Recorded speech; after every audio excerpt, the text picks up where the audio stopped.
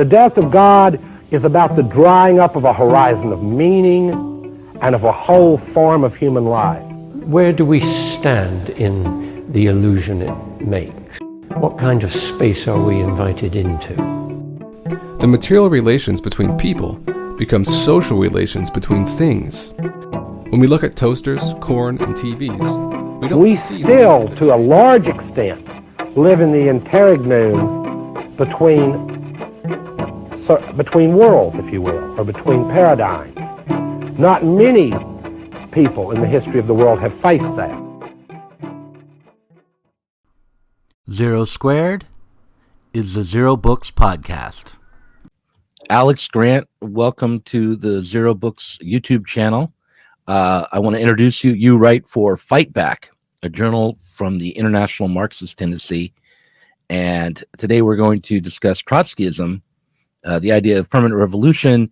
And, if we can get to it, maybe we can talk about what it means to be revolutionary today. So welcome, and feel free to introduce yourself or expand upon what I've said. Yeah, thanks, Douglas. It's great to be on the show. I've been a Marxist for almost 30 years now. Started when I was in very short pants. And I'm part of the Canadian section of the International Marxist Tendency, Fightback, La Riposte Socialiste in French. Our website's marxist.ca, and our international website is marxist.com. Okay, great. So why don't we start by you explaining to the viewers just what Trotskyism is, but along the way, like at the very beginning, maybe you can start by explaining what the internationals were, because Trotskyism is also known as the Fourth International. So what were the other three, briefly, if you can do that? Very briefly. Like a pop quiz here. Yes, Alex. like 150 years in 2 minutes. Yeah, right. So first of all, you had the First International by Marx and Engels, the International Working Men's Association, and that was really a precursor. It was more of a propaganda organization. Marx got lots of fights with the anarchists with Bakunin, and then that collapsed, and out of that subsequently came the Second International, which was a mass international, organized as mass parties in Germany, in France, in other countries, and they had hundreds of thousands of members. But the birth of the Second International corresponded with a global boom that lasted from about 1890 to the First World War, and that led to a reformist degeneration of the Second International, so that when the First World War came, each of the parties of the Second International ended up supporting their own imperialist bourgeois. So Lenin denounced this. Lenin said that this is an utter betrayal, that the social democracy is a stinking corpse, and called for the formation of the Third Communist International, that was actually founded in 1919 after the victory of the Russian Revolution. And this brought together the revolutionaries on an international level. And it was a fantastic opportunity. Revolution was on the agenda everywhere. Communist parties were being formed in country after country after country. Now, there was a huge revolutionary wave from 1919 to 1921. But capitalism stabilized. Those revolutions were defeated, most notably Germany, were defeated due to mostly the inexperience of the leadership of the new communist parties.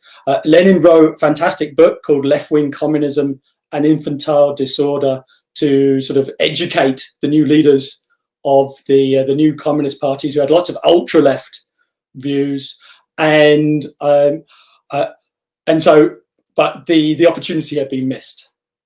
In the meantime, the revolution got isolated in the Soviet Union, and the Soviet workers were fighting against, in a civil war, against the white counter-revolution and mass conditions of starvation.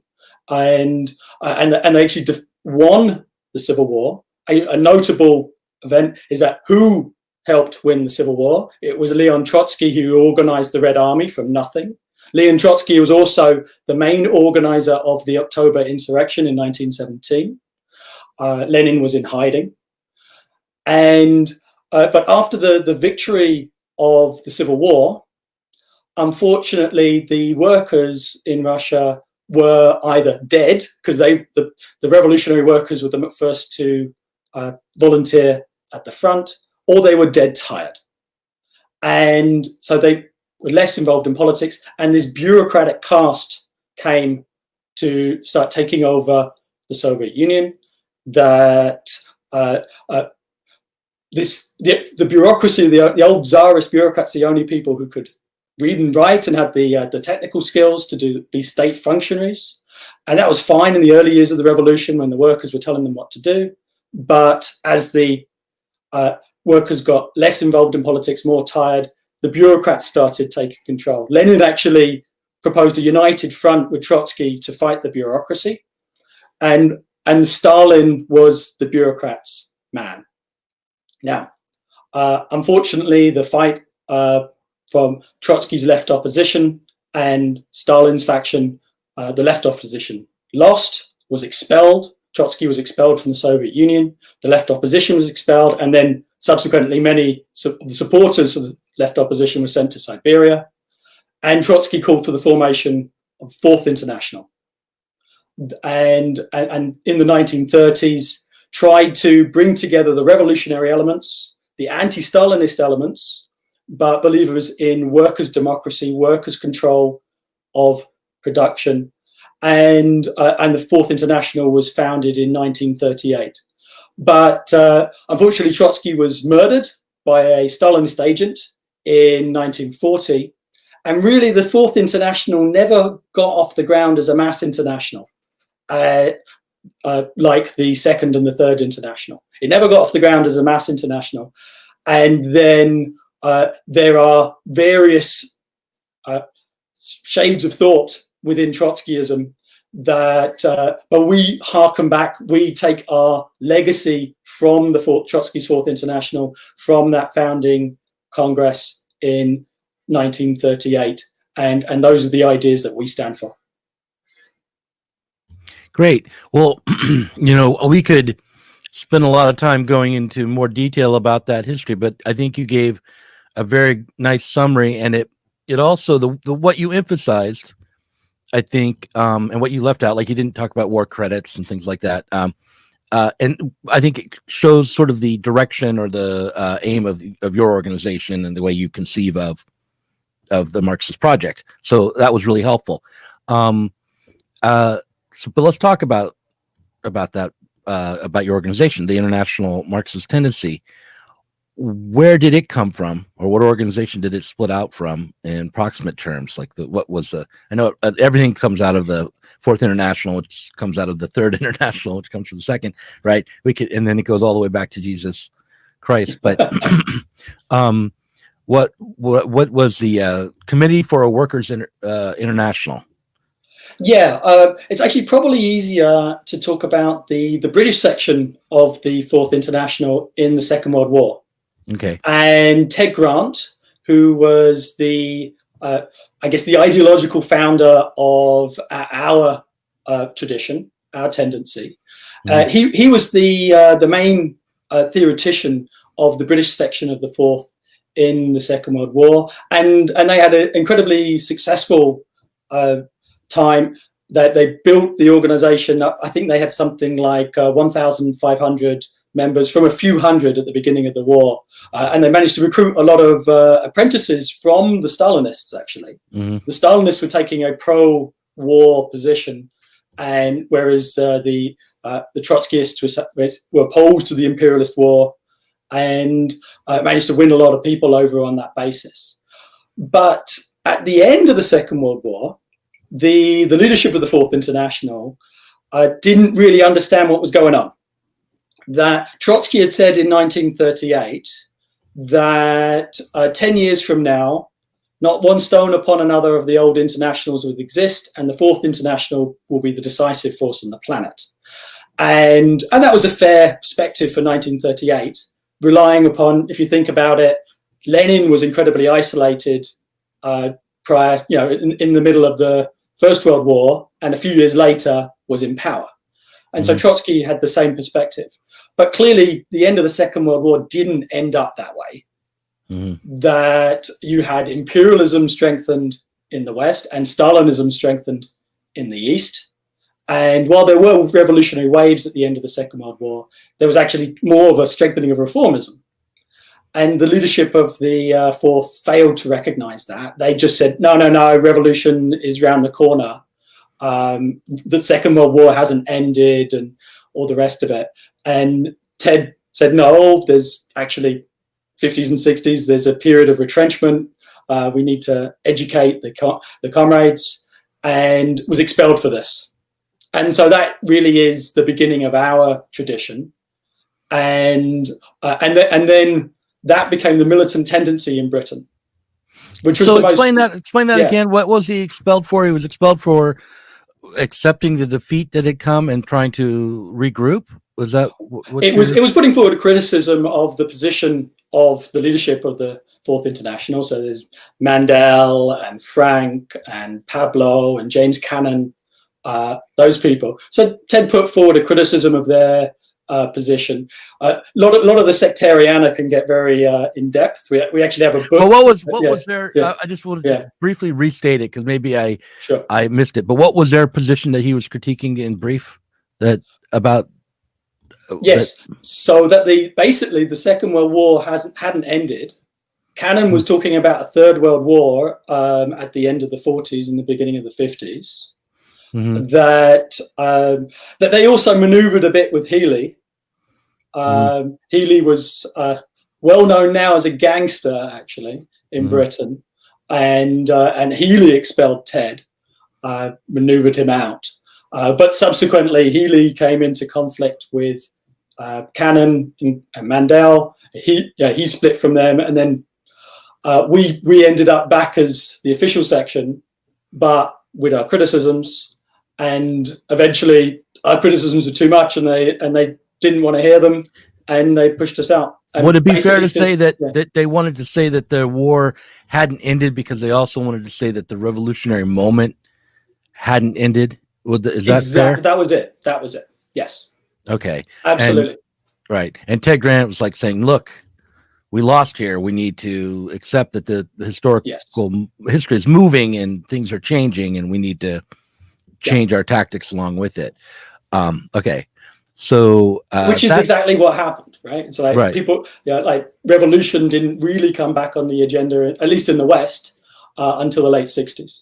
Right. And I mean, and it's debatable to what extent it really did come back on the agenda in the late 60s. You know, I have written a novel about May 1968, right? And so like I think it was a glorious moment, but as I get into my late 40s, and I'm beginning to get a little cynical even about that moment. I think 68 was fantastic. Yeah. So no, I mean, obviously it was. So you've covered a lot of ground really quickly for me, and that was helpful. But let's step back and look at Trotsky himself. And what would you say set Trotsky apart from, let me actually ask it differently. What sets Trotskyism today apart from other forms of Leninism? Right.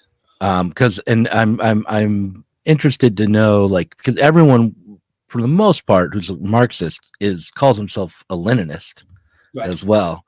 But how is Trotsky's Leninism different? Well, I'd say, if you're going to ask me, what the two main ideas of Trotskyism is actually workers' democracy, workers' control, as opposed to top-down bureaucratic control that you saw in the Soviet Union and by Stalinist parties internationally. So really relying upon the democracy of the working class, and an analysis about the crisis of leadership in the workers' organizations. That the reason why revolutions haven't won since the Russian Revolution, really, is not because the workers aren't prepared to fight. No, the workers rise up and fight again and again and again and again. But every time they try to do so, they end up being betrayed by either their reformist or their Stalinist leadership. So really the crisis of leadership is a significant question. In a most graphic sense in the United States, crisis of leadership, that there's no socialist Labour Party, mass socialist party in the United States. That's a huge crisis of leadership over and above the crisis of mass revolutionary leadership. Mm-hmm. So I think that those would be the two main things that would, the important ideology of Trotskyism. I had you know who Jeff Mackler is? Have you heard of Jeff Mackler? Yeah, I had Jeff Mackler on, and I said to him, sort of in my usual put your foot in your mouth way, just sort of casually, well, isn't it the case that after World War II, many socialists began to think that the working class had somehow failed them? Like, that because the revolution had not arrived and it was really expected to arrive, and there was a post-war boom, the working class just weren't revolutionary anymore. And didn't that even take hold in certain kinds of Trotskyist circles? And I was thinking specifically of my own tradition, where Cornelius Castoriadis came to kind of reject Marxism, and with it the idea that the proletariat was necessarily, or the working class was necessarily a revolutionary formation.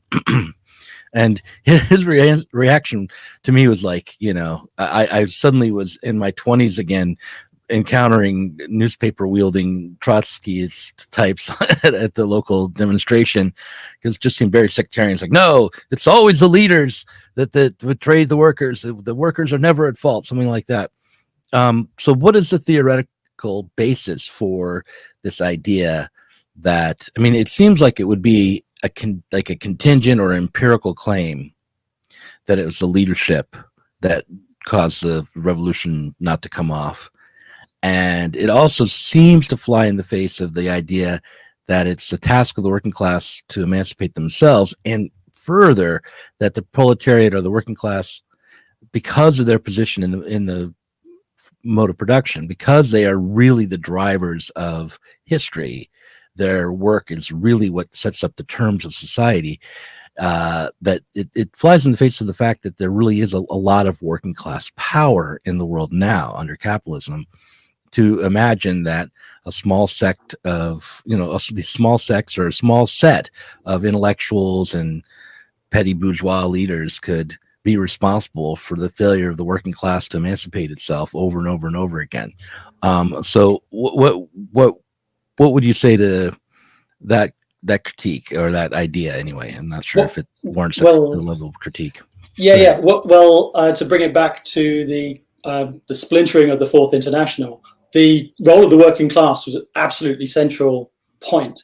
That come the 1960s, the leadership of the Fourth had completely given up on the working class, mm-hmm. and said that the workers were bourgeoisified or Americanized. Mm-hmm. And we said no, that actually the working class is still the fundamental revolutionary class in society. Now, of course, there are many oppressed layers who join the struggle, absolutely. Mm-hmm. But the workers have the power. That students, for example, let's talk about 1968, students can make a lot of noise and from very pretty posters and stuff like that. But actually, there's two stories to 1968. The first 2 weeks of the movement is student-based, and then the second 2 weeks, it's a general strike based upon the working class and workers' councils.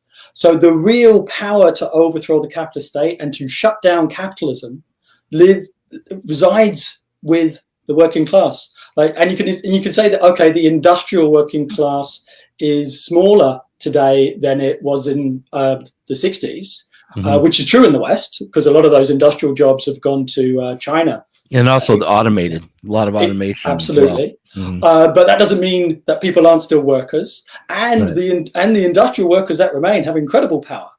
That the dock workers, the longshoremen on the West Coast, they go on strike for a day. And that is millions, potentially billions of dollars of lost productivity. Would you lost call production. the warehouse workers at Amazon industrial workers? Well, they're clearly a hyper exploited part of the working class who, when there is massive surplus value extracted from them, Right. Bezos is collecting it by the bucket load, the billions of dollars of profit off the backs of those hyper exploited workers. Do you think that they're in those, when they're moving things about in the warehouse and setting things off this way and that way in the world, that they are creating a commodity? Absolutely. Yeah. Absolutely. Yeah, and actually, if you want to go back, this is like they're like the auto workers in the 1920s and 30s. They were hyper exploited. They used to put armed guards to stop union organizers. And it was street fights, vicious battles to get the United Auto Workers organized and the CIO organized in the 1930s. This might as well be exactly the same, but it's the Amazon warehouses. Right. No, I talked to Chris Smalls. I try to talk to him regularly now. If do you know who he is? He's the guy who organized a walkout at a Staten Island warehouse. Right, yeah. Yes, absolutely. And he was like, when that happened after COVID, I thought, oh, we might actually see real working class self-directed movement now. I think he's doing well, but it's tough going because the people that have work in the warehouses, he tells me, for many of them, this is the best thing in their life. The conditions outside of away from Amazon are much worse than even working and being exploited. It's like, it's terrible to be exploited. The only thing worse is not to be. Yes. Right. Actually, bring it back to the question of leadership. Right. Now, I'm not saying it's not the fault of small group of far left activists. The problem is that we're small groups and nobody hears us. But when I'm talking about leadership, I'm talking about the AFL-CIO, Unite to Win, the Canadian Labour Congress, the mass organisations who have done, for your Amazon workers, who've done next to nothing, very, very little, and not put the resources to really organise there and give that leadership that is both willing to fight and willing to confront capitalism. All the unions, they're supporting Biden. Shoot him in the leg, Biden. It's ridiculous, utterly ridiculous. That is the crisis of leadership. And those are the mass organizations that have the platform to reach the mass of the workers. We don't have that platform. And that's the crisis of leadership. So yes, you've got small groups of people with the correct ideas, but sadly nobody hears us. Right. But I mean, it seems like to blame the leadership in the way you're doing now is not that dissimilar than to blame like the SPD, the Social Democratic Party in Germany for the failure of the German Revolution. I think you should. Right. But it's also the case that if there had been a mass, if the proletariat had really been self-organized or were organizing themselves, then the people who were blocking or leading the Social Democratic Party, it seems to me, would have been pressured or swept away, pressured into more militant action, better activity, or swept away by the workers themselves. Yes, very good question. Actually, Trotsky wrote a fantastic little pamphlet about this called The Class, the Party, and the Leadership, where he was talking about the failure of the Spanish Revolution and criticizing sort of an ultra-left commentary, blaming the Spanish workers for supporting the Stalinists and the reformists who led to the Spanish Revolution down a blind alley. And Trotsky explained, look, there was no submitting to false leadership. The workers did everything in their power to follow the correct line, but sadly could not defeat a united front of anarchists, Stalinists, reformists, and others. And because organization really matters.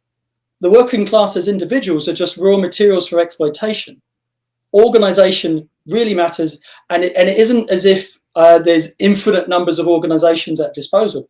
There's a finite number of credibly large organizations that are an option, and the workers, doesn't have like every tool in the shed. They have 2 or 3, and if it's a broken tool, well, they make the best of it, but that broken tool doesn't work.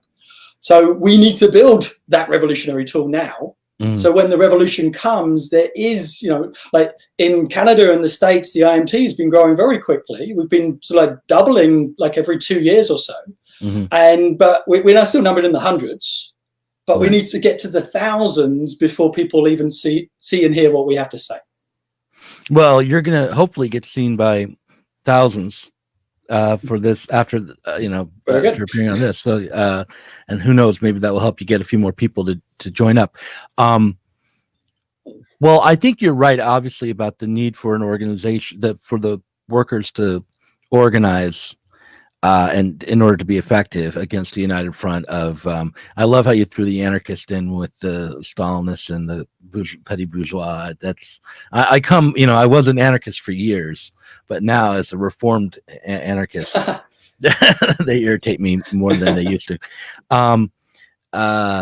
But I do have to say that the question of leadership still sort of is lingering in the background in my mind anyway. And in other words, the question of how a vanguard party leadership relates to the mass of workers who, as workers and individuals, are only really raw materials to be exploited, how a smaller leadership can really become true representatives of that now self-aware body of workers, what that would look like, and whether you can reduce the development of that to a question of, party structure or rules or, that kind of organizational questions is unclear to me. I also think, like, we should I'm going to take a sidebar before we get to the permanent question of permanent revolution.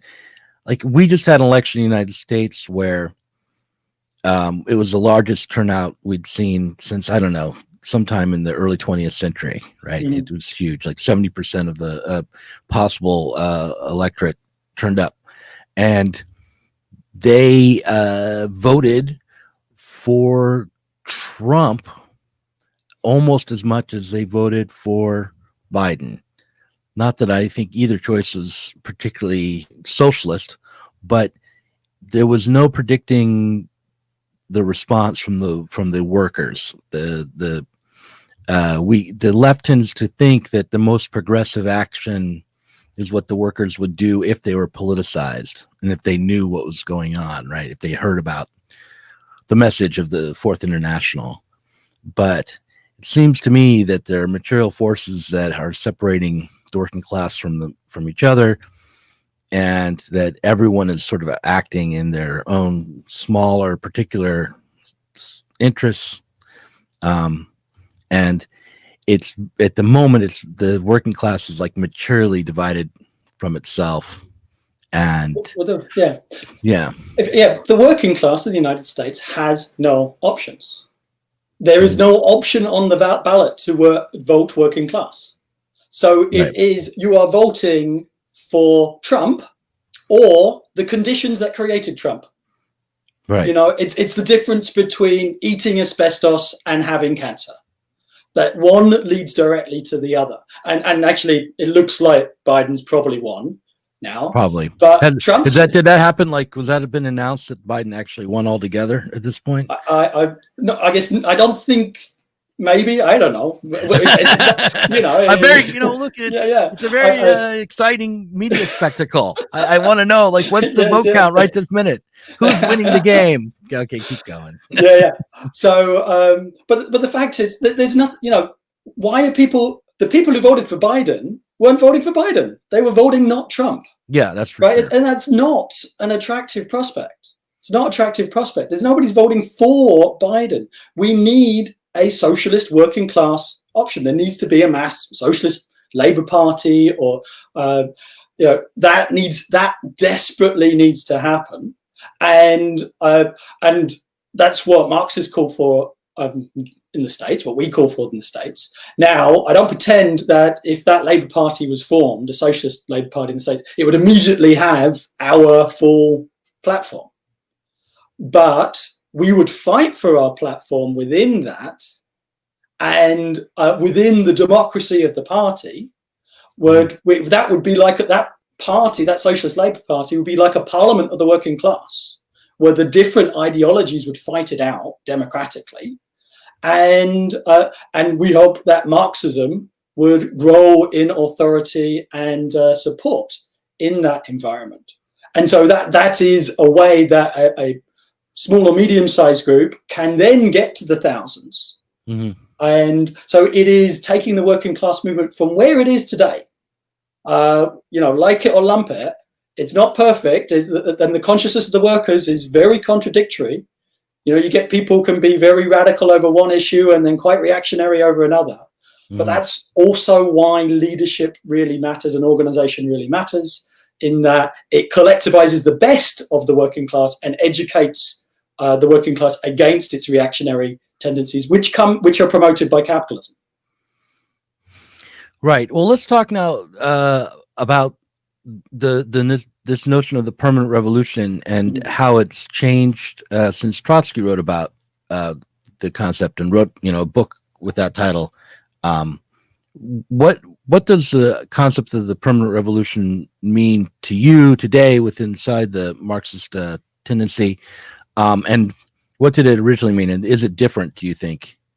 I don't think this has been a huge change, to be honest. I guess if you want a very short version of the permanent revolution, is don't have any faith in liberal capitalists. That really is the end result. And where it came from is there is the basic Marxist stages of modes of production: slavery, feudalism, capitalism, socialism. And Marx said that a society that's more advanced on these stages, that merely shows a more backward country its future. So the idea was that in a sort of a backward agrarian peasant country like Tsarist Russia, that the next stage was capitalist. The next stage was the task of the revolution was democracy, land reform, and national freedom for the oppressed nationalities. And Trotsky said, look, in the epoch of imperialism, you can't trust the bourgeois to put through their own revolution. That only the working class can solve these national democratic tasks, and then not stop there, proceed from formal democracy to workers' democracy, from national independence to international revolution, and from a national economy to a socialist planned economy.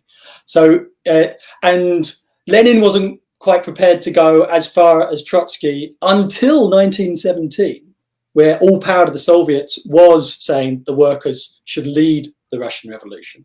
But this is our same analysis for today for countries that are, various under imperialist domination, various degrees of, for lack of a better term, backwardness. That the local bourgeois, the local capitalists, are merely office boys of imperialism. The Stalinists say that there's this progressive national bourgeois.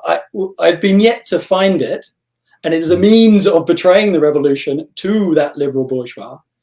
And really, the workers have got to rely upon themselves. Start with the national democratic tasks, absolutely. Land reform to the peasants, if that's what the peasants are demanding in a country with peasants. But really, the workers have got to lead it, and then go from those national democratic tasks to socialist tasks. So does the idea of the permanent revolution I guess I want to ask you about Tony Cliff, right? Because it seems like the idea that there was a need for stages was something that some people in the Trotskyist tradition rejected because in the name of the permanent revolution, and the idea that rather than there being a period of time where you would have a deformed workers state or just a workers state or the progressive bourgeois would lead for a time. Instead, you would have a long or permanent revolution that would start off being bourgeois, but by the time it was done, it was a socialist revolution, and socialism would have been established. And I guess it matters whether or not you think socialism is a stage between capitalism and communism or not, as to whether or not you think that you're skipping the theory of the stages when you advocate for a permanent revolution to create socialism. But I guess I'm spewing a lot at you. But what do you think about this question of the need for stages? How big of an influence did Tony Cliff have on the Trotskyist tradition internationally, and within your own tendency? Is there any traces of Cliffism? Well, very much no. I'll start with stages. Like the main proponents of the two-stage theory are the Stalinists, right? Capitalism first, socialism 100 years down the road or something. And they use that to say, don't go too far, you'll alienate the liberal bourgeois, the progressive bourgeois. And just, that's the lesson of the Spanish Revolution. That's the lesson of the Indonesian Revolution. So Chile and Allende. So that is the sort of Stalinist position, which we totally opposed and led to defeat after defeat. Now, there is a difference between what a revolution is tasks a society needs to accomplish. The Stalinists actually adopt the liberal notion of leadership, rulership, that it's all about who is in government, right? The liberals care about who's in government, and so do the Stalinists. Who's the big man on the top, right? Whereas for us, it's not about who's the big man on top, which party has won the election or seized power or whatever. It is about what tasks the society has to achieve. And yes, a semi-feudal agrarian peasant country has to achieve national democratic tasks. But the question is which class will be in power to achieve those tasks? And Trotsky said it needs to be the working class. Now, with regard to Tony Cliff and stages, well, I guess orthodox Trotskyism from Trotsky's Revolution Betrayed explains that there is a transitional society, dictatorship of the proletariat, before you achieve a classless society, communism. And that transitional society is not going to be perfect. It's going to have lots of problems because it's still a class society. The workers still exist, and you haven't eradicated class contradictions. You haven't eradicated shortages. And the idea is to use the planned economy and workers' democracy to mitigate those shortages in the shortest period of time till you can achieve a classless communist society. But Cliff, in essence, idealized this transitional phase, said everything must be perfect. And if anything wasn't perfect, it's not a workers' state with this or that problem. It is capitalism. And even a healthy workers' state is going to have problems in the transitional period. But the Soviet Union and the Eastern Bloc countries, they were degenerated or deformed workers' states, and they weren't moving towards communism. They were actually moving away from it with the privileges of a bureaucracy. But Cliff said this was capitalism, and I totally disagree with that. It was a transitional regime, so a transitional state, that in a healthy sense would be going in the direction of the communism, but because they had bureaucratic leadership, it wasn't working in the right way. But you still need to recognize it is not capitalism. It's a socialist planned economy, nationalist planned economy, and defend that against imperialism, but recognize there is a reactionary bureaucracy at the top of it that needs to be got rid of. What, for you, is the distinction between socialism and capitalism? How would you recognize a socialist state as opposed to a capitalist one? Is it a matter of the state ownership of the means of production and the right kind of party being in charge to plan how the factories work together? Is that Right. basically it? I think that's vitally important. Mm-hmm. That if the fundamental levers of the economy are nationalized and under a socialist plan, that is not capitalism. And that is progressive. Why isn't it capitalism? Well, because it's not. Actually, you know what? The key. This is how the debate over state capitalism versus deformed worker state plays out over whether capitalist property relations exist. Whereas really the question is not in the answer is not in the economy. The answer is more in the state. More in the state. The fact is that the Russian Revolution, the workers overthrow the bourgeois state, or the Tsarist state as well. The Tsarist state, yeah. Yes, and formed a new worker state, and then they were politically expropriated by the bureaucracy. Actually, Trotsky used the analogy. This is like a bureaucratized trade union in power, right? Like we've seen terrible union leaderships, right? AFL-CIO and the rest of them, right? Terrible, corrupt union leaderships. Does that mean that we don't defend that union and and we're in favor of the eradication of that union? No, it's still a workers' organization with a corrupt leadership. Well, it depends. That was the analogy. I think it depends if there's another organization that might be forming, if there's a better political formation that is in the works, if there's a worker-led movement that this corrupt union is trying to suppress, we might want to abolish the corrupt AFL-CIO or whatever other kind of union organization standing in the way if we are organized to defeat it. Yeah, but you wouldn't be in favor of just destroy the union.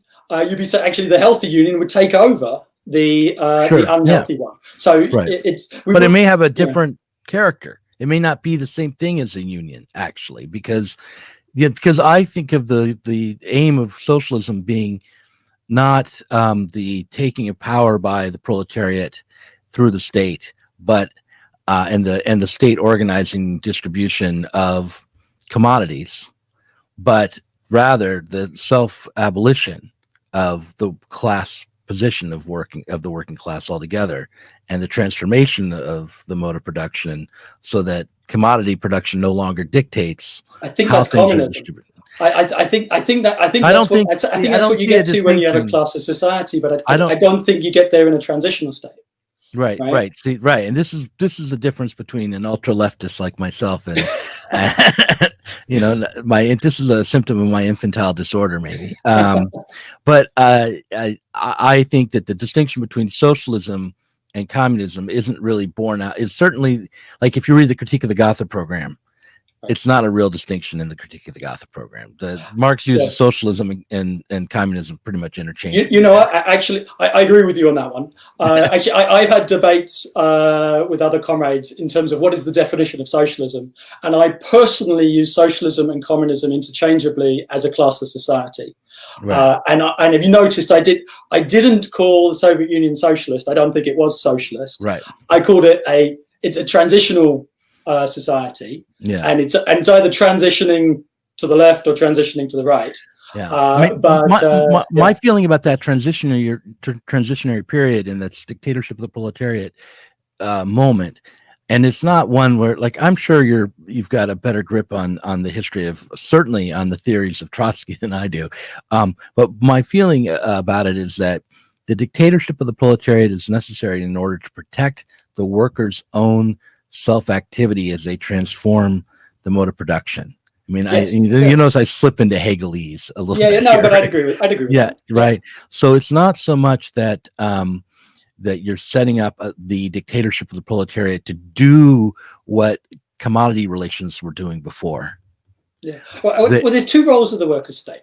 Yeah, go ahead. Like, there's the immediate one, defense against counter-revolution. So in the immediate period after the workers have won power, there is going to be counter-revolution, either inside the country or from imperialism. And so the workers need a state to defend themselves. And it is a totally new state. You smash the old bourgeois state, you form a new workers' state, and you defend the working class by whatever tools are necessary. But that is not the only task of the worker state. That in the transitional period, there will be shortages. And this is how Marxism differs from anarchism, in that the anarchists think the state is just a decree on a piece of paper. And the fact the state exists for very real material economic reasons. When there are shortages, there needs to be a mediating force to decide how those shortages are distributed. Under capitalism, shortages are mediated through price. And, if you're rich, you get things. If you're poor, you do not. And the police and also that. It's mediated through the state. Yes. And the police enforce that rule. Right. I mean, the state comes in the United States. Yeah. When there are shortages in some areas, food programs are set up. Well, the food stamps are sent out. But also, and under COVID, the state can step in and say, okay, you produce ventilators now, because we have a shortage of ventilators. So the capitalists can do that as well. True, absolutely. Yeah. But obviously, the rich win is not a philosophy we agree with. No. So when there is shortages in a worker state, well, then you've got to have some form of rationing, right? And if you've got a line for whatever is in shortage, then if it's just a free for all, then the strong will get what's at the front of the line, and the weak will starve. So you've got to. So you need you need a cop at the front of that line to make sure everybody gets an equal share, and that is the economic basis of bureaucracy. That is the economic basis of bureaucracy. Yeah. Although it was never an equal share. No, even in the Soviet Union, right? I mean, it was because they hadn't. But communism is from each according to their ability, to each according to their need, right? Which is also not equal, right? No, but it is an equal inequality, right? And right. It's better than equality. Exactly, way better. It's better than equality. And under those conditions, when you have superabundance of everything that people normally need, then that is the conditions by which the state can wither away. That's what Lenin explained in State and Revolution. And so that's the Soviet Union never had that. They never had superabundance. They had huge shortages. And then they had this bureaucratic excrescence that was which is parasitic on society as a whole. Right. Okay. So right now, with world capitalism developed to the extent that it is, I have read that we have the ability to feed every human being on Earth. Absolutely. We have the ability to provide shelter for every human being on Earth, and pretty good conditions. Right? Yeah, apparently, if you, with all the food production, if you spread it out equally, everyone could have 3,400 calories today. Everyone could get fat. You get very fat on that. The recommended adult male is 2,500. So it's like, I wouldn't recommend, but there is enough food. It's just capitalism doesn't want to sell it to people. Well, they want to sell it, but they don't want to give it to people. They want to sell it to people. The problem, so the shortages that we face today, for the most part, are shortages are artificially produced because of the contradictions in the commodity production and exchange. Yeah. Right? So you can watch farmers like pour their milk down the drain. Exactly. In the United States right now to Canada too. Same thing happens here. Yeah. So when you're talking about shortages under socialism, you're talking about immediate, proximate shortages based on either failures of communication and distribution between real people in real time, or you're talking about the destruction of commodities or crops in a particular location for a time, right? Well, this is the difference between the problems the Soviet Union had 100 years ago versus today. Soviet Union were less than 10% of the population was working class. Yeah, mostly peasant farmers. Mostly peasant farmers. Illiteracy was massive. And then you had an imperialist encirclement and a civil war. So they had huge shortages, and had just come out of the First World War. And education was non-existent. Whereas if you think about a country like Canada, United States, Britain, Germany, France, For every 4 PhDs, there's one job, right? Mm-hmm. You've actually got an overeducated working class, and you've got a huge crisis of overproduction. You've seen capacity utilization rates go from like 80% in the 70s to like 60% now. Mm-hmm. And so this transition to a society of superabundance could actually be very, very rapid based upon the productive forces at our disposal and the education of the population. But we've got to get rid of the bourgeois state. You know, well, I definitely agree.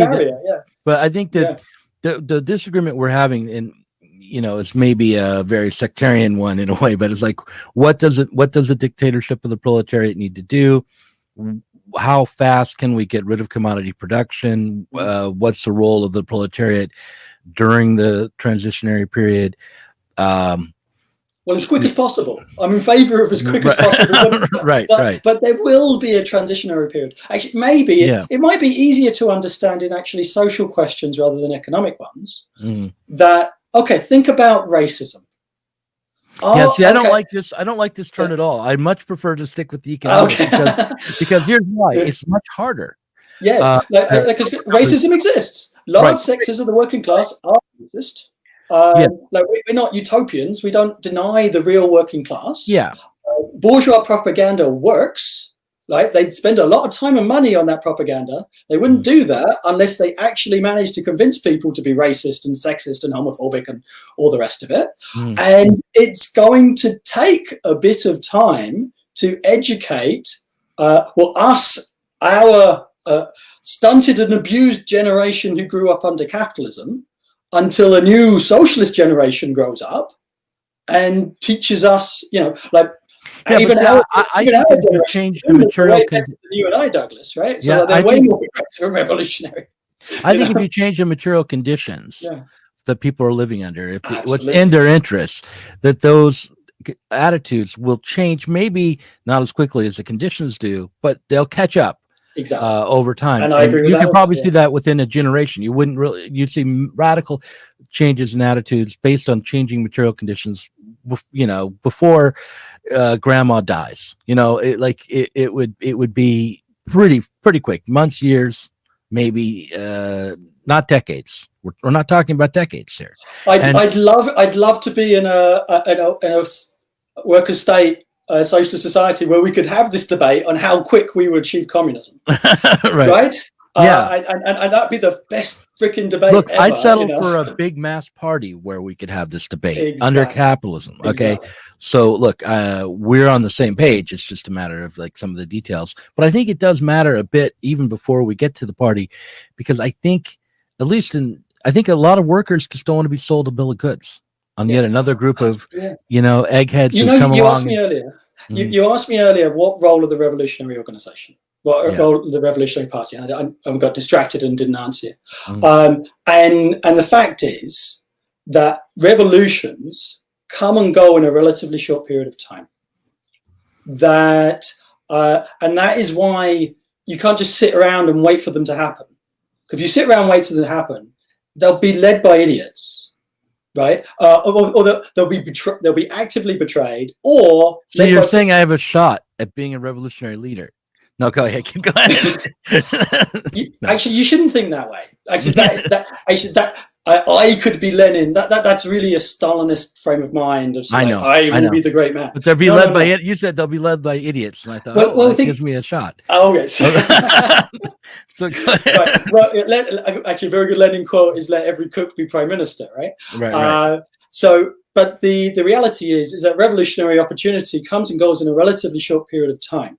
Yeah. And the fact that when it does, revolutionary socialism is not necessarily an option unless that organization has been built up, and also leadership matters within that organization. That the act of building a revolutionary organization trains and educates a layer of cadres. There is a selection who actually is willing to do the work and develop themselves and build and learn the lessons. Like, I've been doing this 30 years. And when I was a 16-year-old kid, I had a terrible stutter and lots of very, very weird ideas. And I learned what I learned. Are you telling me you're 46 years old? Is that what you're saying? I am 46-year-old. Yeah. Wow, you look great, man. I need. Thank to, you. what do you eat? Revolution keeps me young. Yeah, Revolution keeps me young. I'm 49. I feel like I look about a decade older than you. But there's a selection and an education of being part of an organization and building something bigger than yourself. And then you train people over years. So that when, most of the time, you go to your workplace, you go to your school, and nobody wants to hear what you have to say. So, oh, crazy commie guy, nobody wants to hear it. Until there's this mass movement, and then it's like, oh, that's, Alex and Douglas have been saying that all these years, and I never listened to them, but now I want answers. Alex, what you got to say?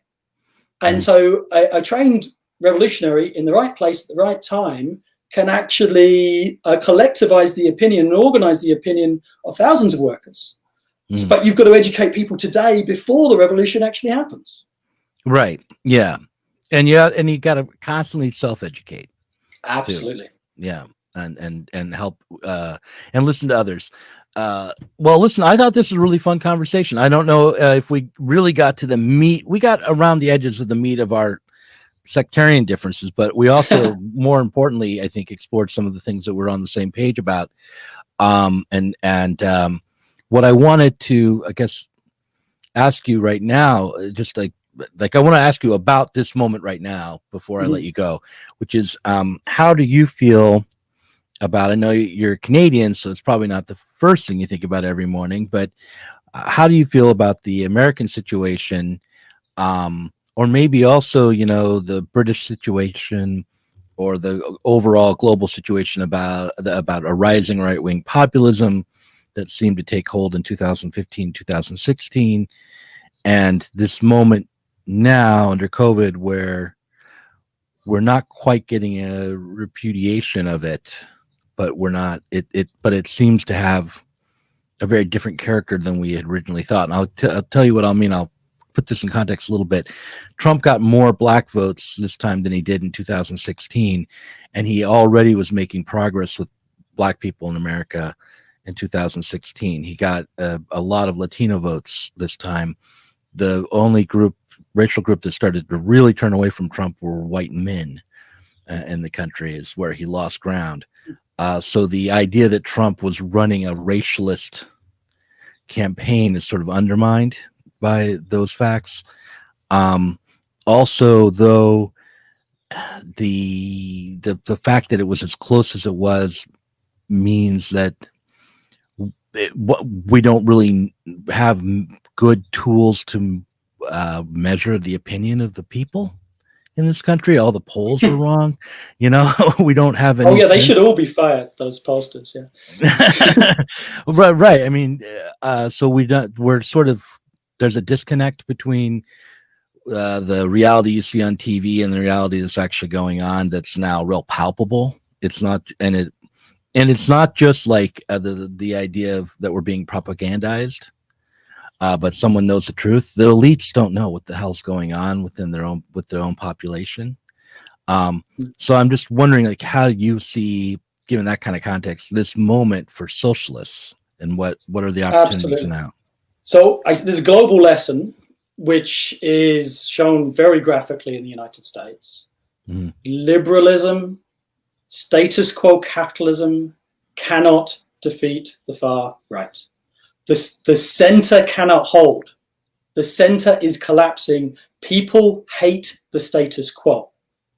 And what you're not seeing a rise of the right, you are seeing a polarization to the left and the right. And in fact, the class balance of forces are overwhelmingly to the left.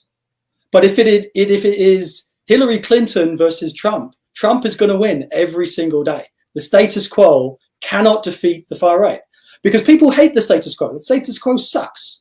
They absolutely detest it. And Trump and the Trumpites, the right wing, have got an answer. What society is in crisis, whose fault is it? It's immigrants. It's black people. It's the other, right? It's a wrong answer, but hey, it's an answer that recognizes there's a crisis. Right now it's Antifa. Yes, yes, and the socialists. Yes, So, and of course, and the socialist answer: there's a crisis in society. Whose fault is it? It's the people who actually run society: the rich, the bosses, the bankers, the bourgeois, the ruling class, the 1%, however you want to express it. But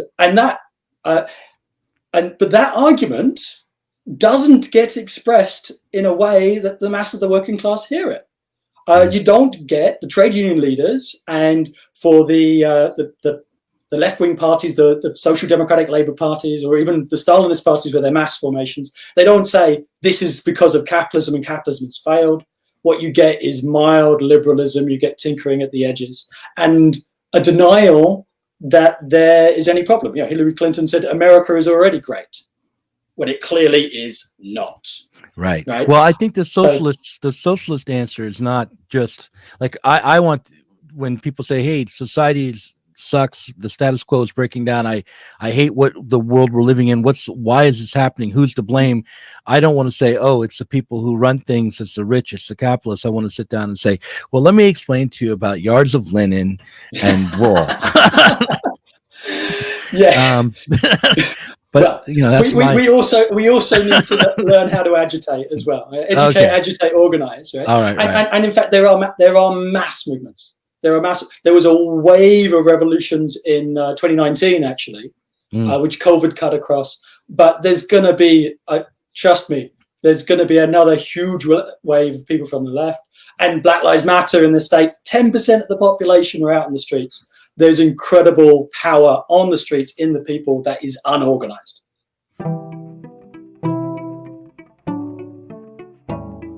Thanks for watching this Zer0 Books video. If you enjoyed it, subscribe to this channel and click on the notifications bell so that you'll be alerted whenever we release a new video. You should also consider supporting us on Patreon. Our patrons get access to our Inside Zer0 Books podcast every week and can get access to the Zer0 Books book club and help us to continue making online content from the left.